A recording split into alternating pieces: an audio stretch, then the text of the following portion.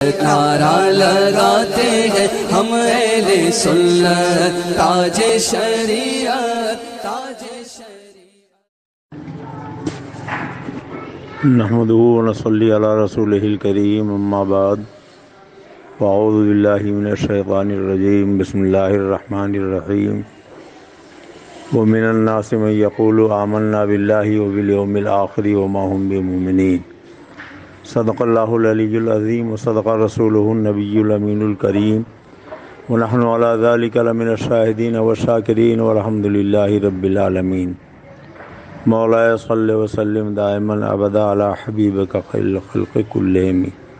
اللہم صل علی سیدنا و نبینا مولانا محمد ماد الجود والکرم، وعلی آلہ بارک وسلم صلاۃ وسلام علیک یا رسول اللہ۔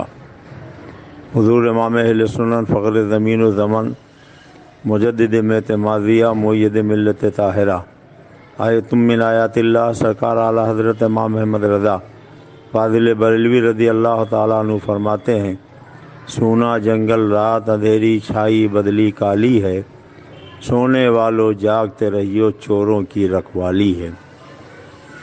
آنکھ سے کاجل صاف چرا لیں یا وہ چور بلا کے ہیں، تیری گٹھری تاکی ہے اور تو نے نیند نکالی ہے۔ سونا پاس ہے سونا بن ہے، سونا زہر اٹھ پیارے، تو کہتا ہے میٹھی نیند ہے، مت ہی تیری نرالی ہے۔ شہد دکھائے زہر پلائے، قاتل ڈائن شوہر کش، کس مردار پہ تو للچایا دنیا دیکھی بھالی ہے۔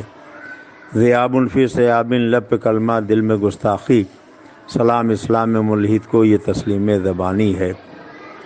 حضور اکرم سید عالم صلی اللہ تعالیٰ علیہ وسلم کی بارگاہ میں ادنا سی گستاخی بھی کفر ہے، اور گستاخی کرنے والا شریعت اسلامیہ کی روشنی میں واجب القتل ہے۔ اشرف علی تھانوی، رشید احمد گنگوہی، قاسم نانوتوی اور خلیل احمد امبیٹوی نے اپنی کتابوں کے اندر اللہ کے پیارے رسول سید عالم صلی اللہ علیہ وسلم کے شان میں گستاخیاں کی ہیں۔ کسی نے حضور سید عالم صلی اللہ علیہ وسلم کے علم پاک کو کتے سور بچے پاگل کے علم سے تشبیہ دی، معاذ اللہ، ہزار بار معاذ اللہ۔ کسی نے حضور سید عالم صلی اللہ علیہ وسلم کے علم پاک کو شیطان سے کمتر بتایا۔ کسی نے اللہ تبارک تعالیٰ جل مجدہ الکریم کے لیے جھوٹ بولنا یہ ممکن بتایا۔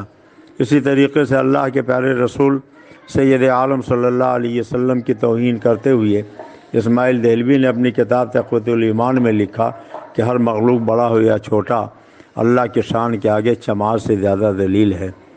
انبیاء اولیاء سب ذرے ناچیز سے کمتر ہیں معاذ اللہ۔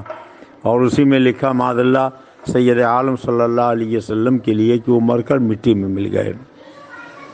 حضور اکرم صلی اللہ علیہ وسلم کے آخری نبی ہونے کا انکار کرتے ہوئے قاسم نانوتوی نے لکھا کہ اگر حضور کے بعد بھی کوئی نبی آ جائے تو خاتمیت محمدی میں کوئی فرق نہیں آئے گا، اور یہاں تک بک دیا کہ خاتم النبیین کے معنی آخری نبی ہونا یہ عوام کا خیال ہے۔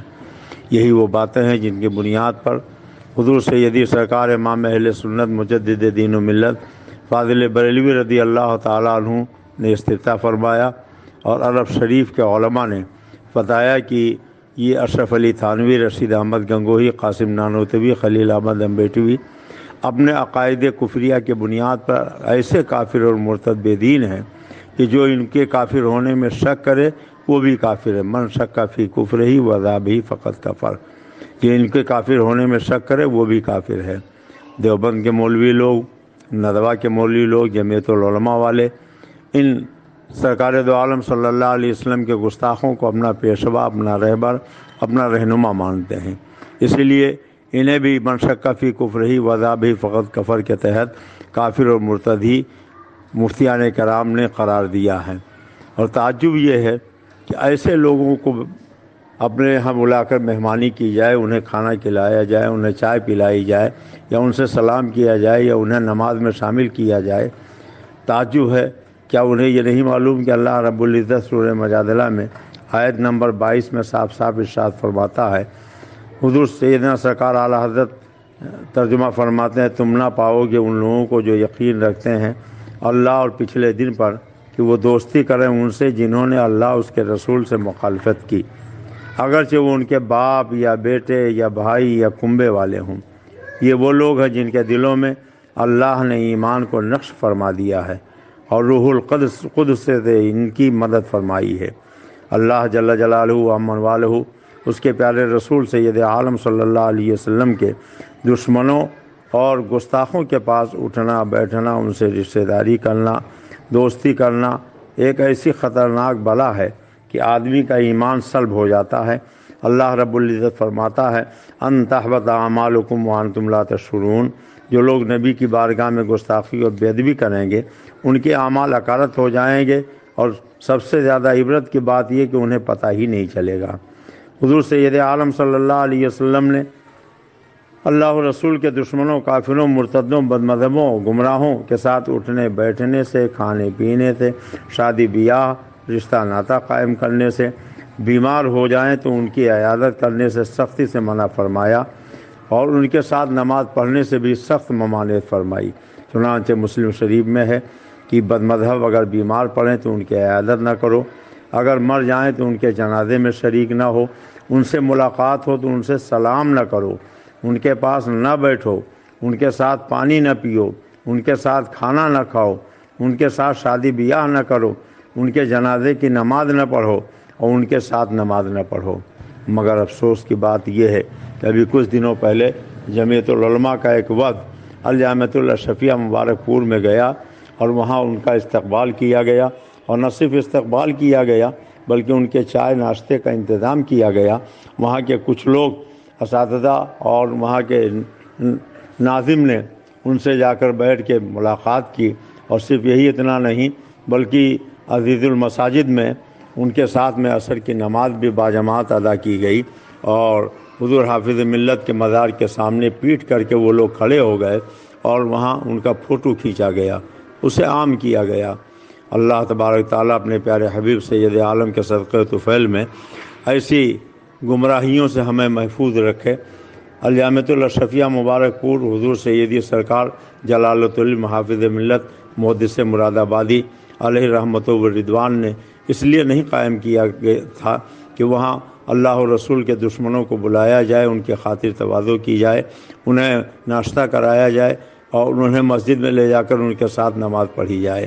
کون نہیں جانتا ہے کہ یہ حضور جلالۃ المحافظ ملت محدث مراد آبادی ہیں۔ ایک صاحب کے ہاں عقیقے کی ایک تقریب تھی، حضور حافظ ملت کو انہوں نے مدعو کیا، حضور حافظ ملت ان کے گھر پہنچے، اور جب سرکار حافظ ملت پہنچے تو ناشتے کا انتظام ہوا، ناشتہ لا کے سامنے رکھ دیا گیا۔ ایک صاحب جو اپنے ہاتھ میں جگ گلاس لیے پانی پلانے کے واسطے کھڑے ہوئے تھے، حضور حافظ ملت کی نظر پڑی تو وہ بدعقیدہ دیوبندی جماعت سے تعلق رکھنے والا شخص تھا۔ حافظ ملت نے جیسے انہیں دیکھا اٹھ کر کھڑے ہو گئے اور واپس جانے لگے۔ میزبان نے کہا کہ حضور ابھی تو آپ آئے ہیں، ابھی آپ نے ناشتہ بھی نہیں کیا، آپ کو کھانا بھی کھانا ہے، آپ نے ہماری دعوت قبول فرمائی تھی، اب واپس کیوں جا رہے ہیں؟ تو جلالۃ العلم حضور حافظ ملت علیہ رحمت و رضوان نے گرج کے ارشاد فرمایا کہ جب میں ساری زندگی یہ فتویٰ دیتا رہا کہ وہابیوں دیوبندیوں سے میل جول، ان کے ساتھ کھانا پینا، ان سے سلام کلام کرنا ناجائز و حرام ہے، تو جب مجھے بلایا تھا تو اس گستاخ رسول کو، بددین کو، بے ایمان کو یہاں کیوں بلایا گیا؟ میں قطعاً یہاں نہ چائے پی سکتا ہوں، نہ ناشتہ کر سکتا ہوں، نہ کھانا کھا سکتا ہوں۔ حضور حافظ ملت وہاں سے واپس چلے گئے۔ اسی طریقے سے ایک مرتبہ مبارک پور میں ایک صاحب نے اور بھی حضور حافظ ملت کی دعوت کی۔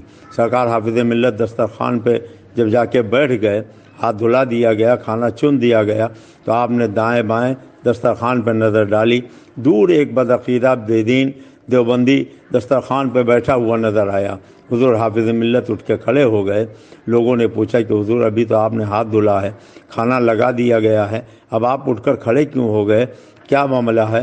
تو حضور حافظ ملت نے فرمایا کہ جب میں زندگی بھر یہ فتویٰ دیتا رہا کہ وہابیوں کے ساتھ کھانا پینا، میل جول، سلام و کلام سب ناجائز و حرام ہے، تو جب مجھے بلایا تھا تو کسی بدمذہب گستاخ رسول کو یہاں کیوں بلایا گیا؟ وہ لوگ منت سماجت کرتے رہے، ہاتھ جوڑتے رہے، مگر حضور حافظ ملت محدث مراد آبادی علیہ رحمت و رضوان نے ان کی ایک نہ مانی اور وہاں سے واپس چلے آئے۔ افسوس اس بات کا ہے کہ جس گلشن کو حضور حافظ ملت نے اپنی جانفشانیوں سے آراستہ کیا تھا، آج انہی کے لگائے ہوئے اس چمن میں بد مذہب اور وہابیوں دیوبندیوں کو بلا کے ناشتہ کرایا جاتا ہے، اور حضور حافظ ملت کے نام سے جو مسجد بنائی گئی ہے اس میں باجماعت نماز پڑھائی جاتی ہے۔ الجامعۃ الاشرفیہ کے ذمہ داروں سے میری گزارش ہے کہ وہ جلد سے جلد اس کی وضاحت کریں اور عام طور پر یہ بتائیں کہ یہ حرکت جن لوگوں نے کی ہے ان کو کس حد تک سزا دی گئی ہے، کیا انہیں الجامعۃ الاشرفیہ سے برطرف کیا گیا ہے، اور اگر نہیں کیا گیا تو کیوں برطرف نہیں کیا گیا ہے۔ جو لوگ ایسی نازیبا حرکت کے مرتکب ہوئے ہیں، ایسی گھناؤنے حرکت میں جو لوگ ملوث ہیں، ان کے ساتھ کیا سلوک کیا گیا ہے۔ ہمیں امید ہے کہ جلد سے جلد اس کا جواب الجامعۃ الاشرفیہ مبارک پور کے ذمہ داروں کی طرف سے قوم کے سامنے آئے گا، اور چونکہ الجامعۃ الاشرفیہ اپنے آپ کو حضور اعلیٰ حضرت کے مسلک کا داعی، ناشر اور مبلغ کہتا ہے، الجامعۃ الاشرفیہ کی سند جب دی جاتی ہے تو حسام الحرمین پہ تصدیق لی جاتی ہے۔ اس لیے الجامعۃ الاشرفیہ مبارک پور کے ذمہ داروں سے میں پھر ایک مرتبہ یہ گزارش کروں گا کہ وہ جلد سے جلد اپنے موقف کی وضاحت کریں، اور قوم جو ایک فتنے میں مبتلا ہونے کا اندیشہ ہے اس سے محفوظ رہے۔ اللہ تبارک تعالی ہمیں اپنے پیارے حبیب سید عالم صلی اللہ علیہ وسلم کے بتائے ہوئے فرمان پر عمل کرنے کی توفیق عطا فرمائے، اور جتنے دشمنان خدا و رسول وہابی دیوبندی ہیں ان سب سے دور رہنے کی توفیق عطا فرمائے۔ وما علینا الا البلاغ۔ السلام علیکم ورحمۃ اللہ وبرکاتہ۔ میں عبدالمصطفیٰ قادری برکاتی رضوی حشمتی رضولی شریف سے بول رہا ہوں، حضور تاج الشریعہ کا غلام، سرکار مظہر اعلیٰ حضرت حضور شیر بیش سنت علیہ رحمت و رضوان کی بارگاہ کا ایک ادنا غلام ہوں۔ اللہ تبارک تعالی ہمیں حق بولنے، حق سننے، حق پر عمل کرنے کی توفیق عطا فرمائے۔ السلام